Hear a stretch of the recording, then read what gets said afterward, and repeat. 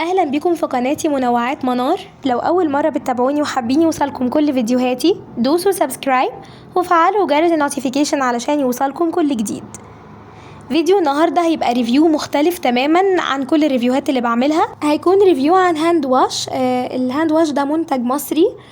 طبعا الفترة الأخيرة بسبب المقاطعة شركات كتيرة ابتدت تظهر أكتر، وناس كتيرة ابتدوا يركزوا على المنتجات المصرية، ودي حاجة حلوة قوي وخلتنا نعرف منتجات حلوة وجديدة سعرها على قد الإيد.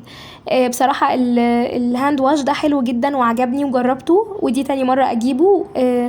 عايزة أقولكم إن هو يعني حلو جدا ولا يختلف عن أنواع تانية سعرها أغلى بكتير، وعايزة أقولكم نفس الفاعلية يعني حلو قوي. اسمه لانا كلين.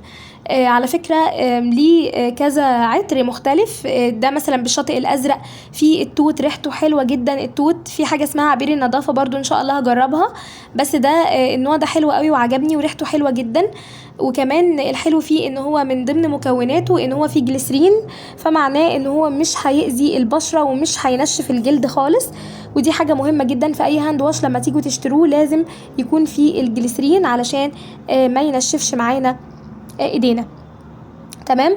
فزي ما قلت لكم عايزه اقول لكم بقى كمان ان سعره مش مكمل ال 30 جنيه، فاحنا بنتكلم في 25 جنيه. يعني ايه 25 جنيه قدام منتج حلو بسلط عليه الضوء، منتج بلدي، منتج مصري. مش كل بصراحه المنتجات، خلينا صراحه مع بعض، بتبقى حلوه. في منتجات ما تستاهلش اصلا الواحد يطلع يتكلم عنها، بس في منتجات حرام بتبقى حلوه ومش واخده حقها.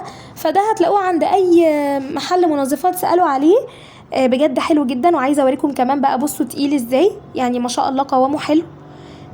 هينضف معاكم، الرغوه بتاعته حلوه وكثيفه، ومع ذلك مش بينشف الايد، ودي اهم نقطه لازم اقول لكم عليها.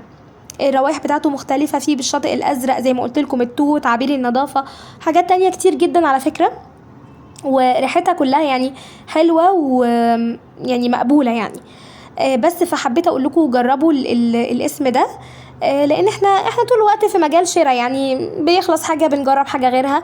فحلو لما يكون في قدامي منتج حلو فعاليته كويسه لا يقل عن منتجات تانية اغلى منه، لما اطلع اتكلم عنه مفيش مشكله، وفي النهايه انا بشجع منتج مصري. بس كده. فيعني اهم حاجه بس زي ما قلت لكم، لما تيجوا تجيبوا هاند واش اهم حاجه يكون فيه ماده الجليسرين علشان ما يجففش ايديكوا اثناء الاستعمال. والعبوه بتاعته على فكره هي كميتها حلوه جدا، مش عارفه كام ملي بصراحه لانه مش قايل، بس هي بالنسبه ان هي سعرها 25 جنيه فهي طبعا حلوه جدا وكميتها مناسبه وهتقعد معاكم فتره كويسه. بس كده، ده كان ريفيو النهارده، ما حبيتش اطول عليكم قوي، حبيت اديكم الملخص كده ان هو حلو قوي وسعره حلو وفعاليته كويسه. جربوه وان شاء الله تلاقوه متوفر في الاسواق. ولو عجبكم بقى وجربتوه قولولي في الكومنتس عجبكم ولا لا، واشوفكم ان شاء الله في فيديوهات جديده وريفيوهات جديده. باي باي.